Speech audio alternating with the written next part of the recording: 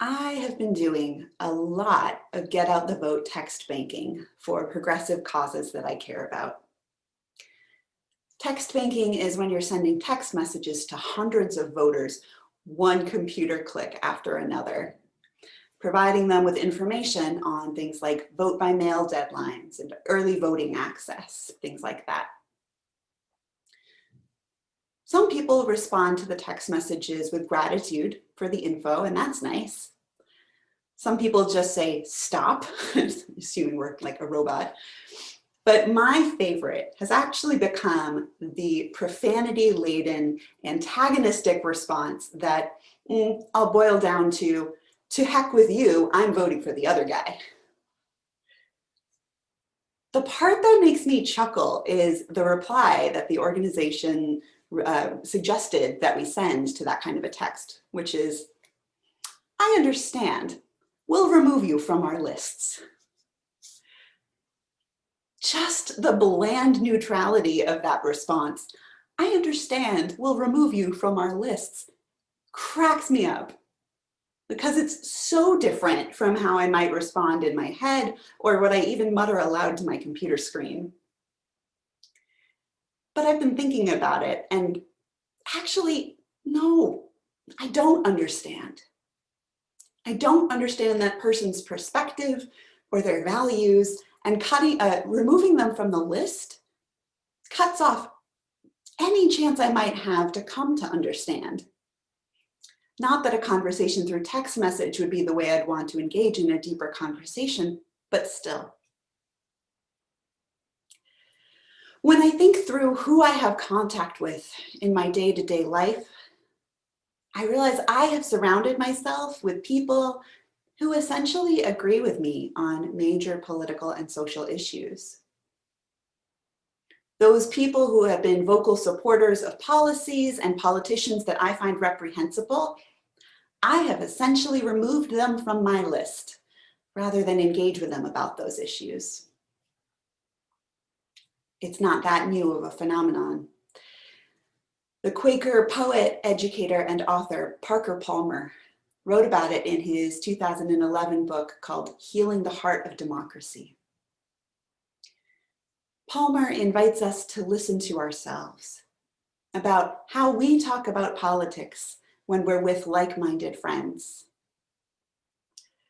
Almost all of it is about them, the power holders in distant places who we love to demonize or worship, those people who are largely beyond our reach, who make decisions behind closed doors. Our political discourse is almost always about people who aren't in the room. Palmer asks, when was the last time that talking about people who aren't in the room fixed anything? We need to start talking about us, not them, in a way that will help us reweave and rebuild this civic community called We the People.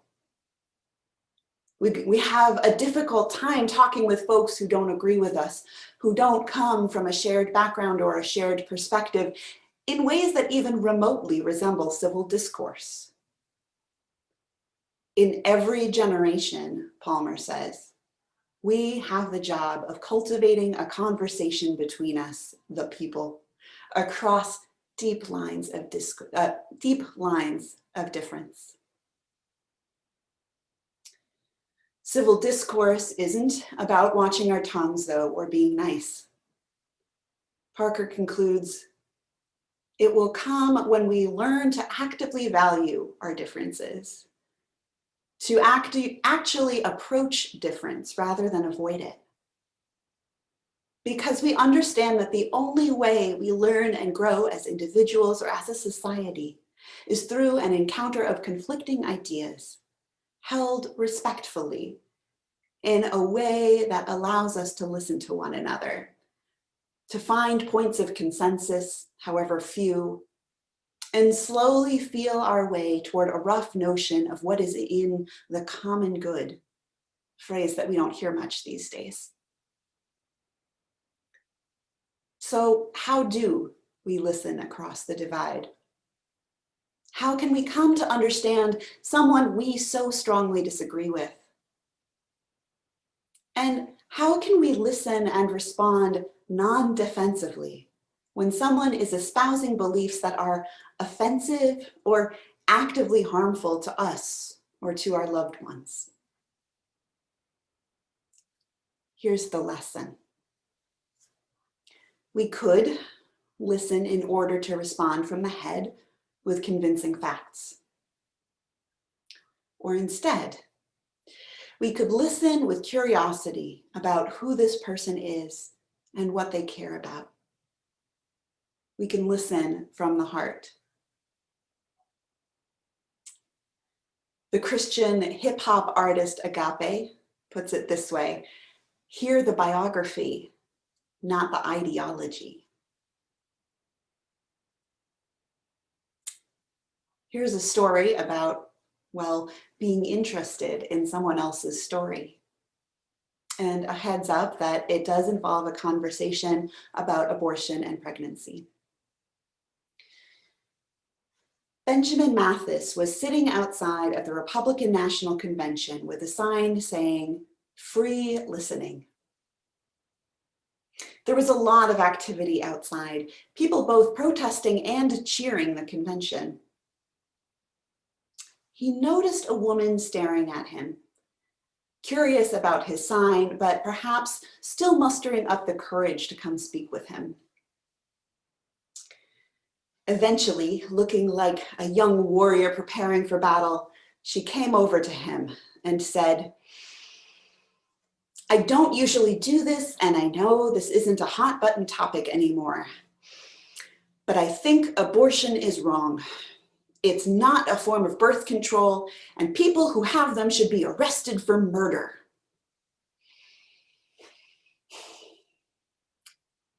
His first impulse was to stop her and tell her his story about the people in his life who'd been directly impacted by this issue. He wanted to change her mind, to argue, to disagree. It's a natural response.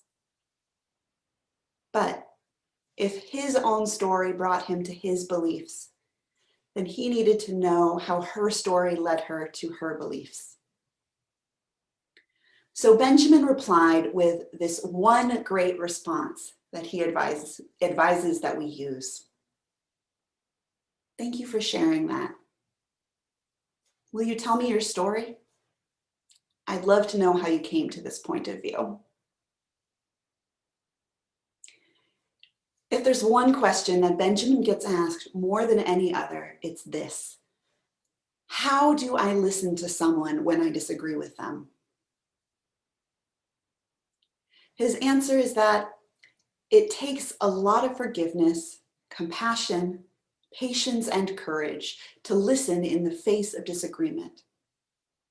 We must work to hear the person, not just the opinion.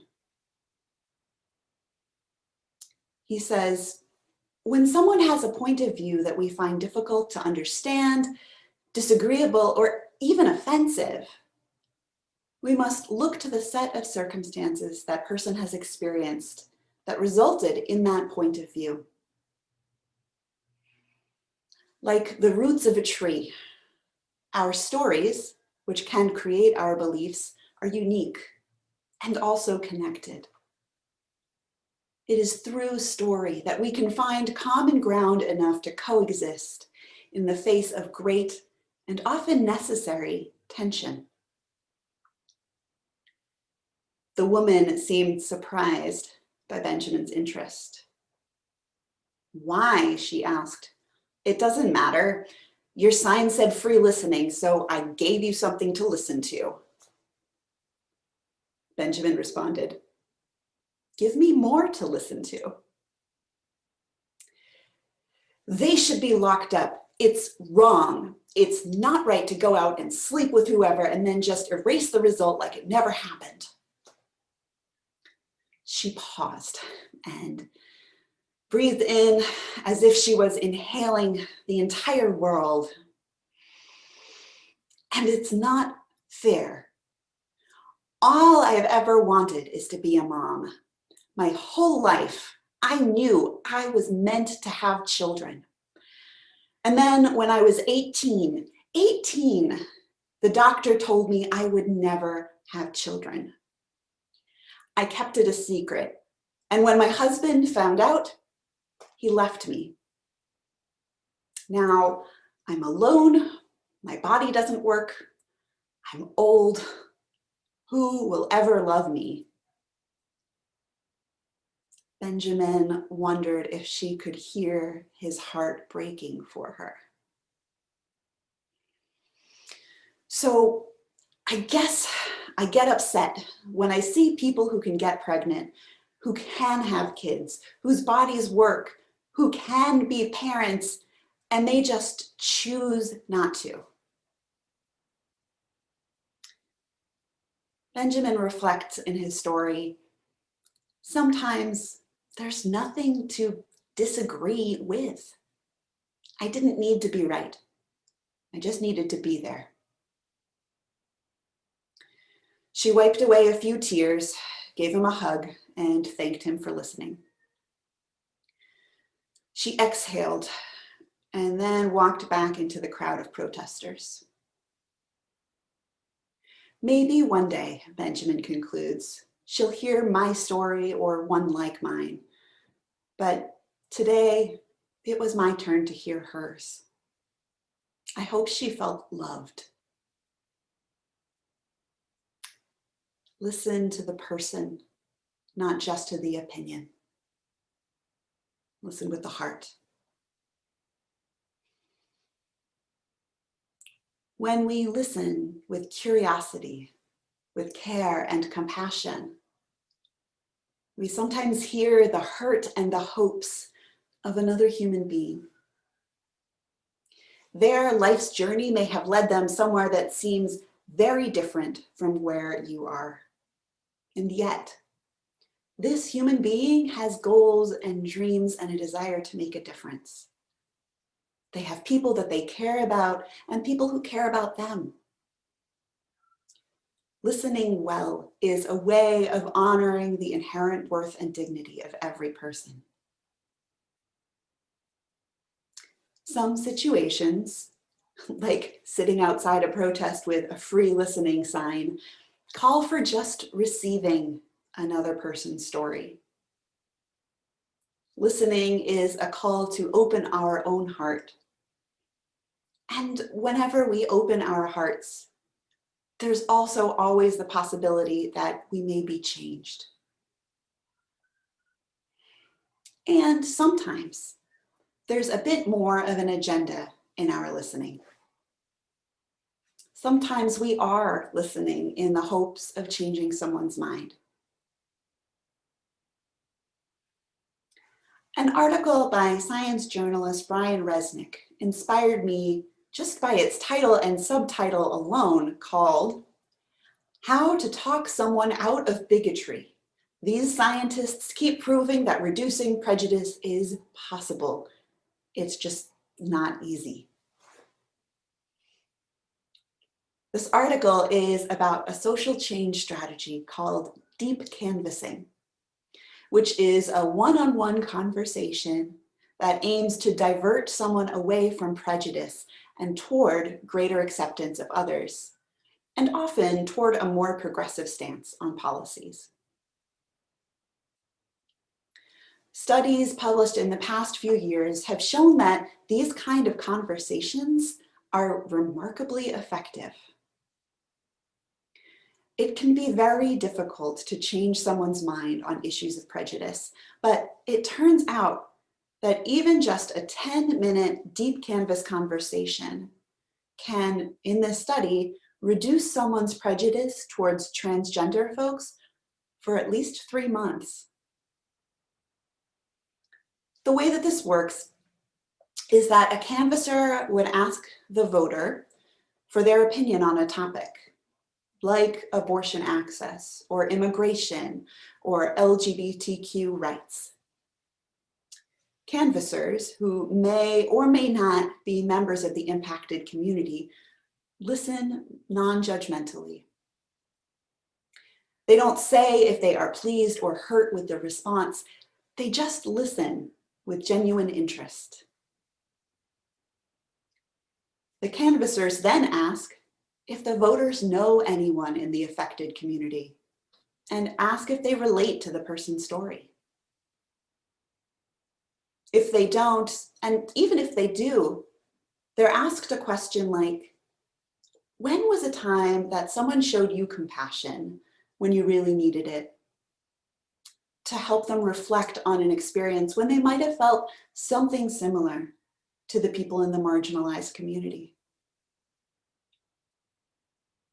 And the canvassers also share their own stories about being an immigrant, about being a member of the LGBTQ community, or just knowing and caring about people who are. This kind of conversation isn't about listing facts or calling people out on what we see as their prejudicial views. It's about sharing and listening, and all the while nudging people to be analytical and think about their shared humanity with marginalized groups they may not be a part of.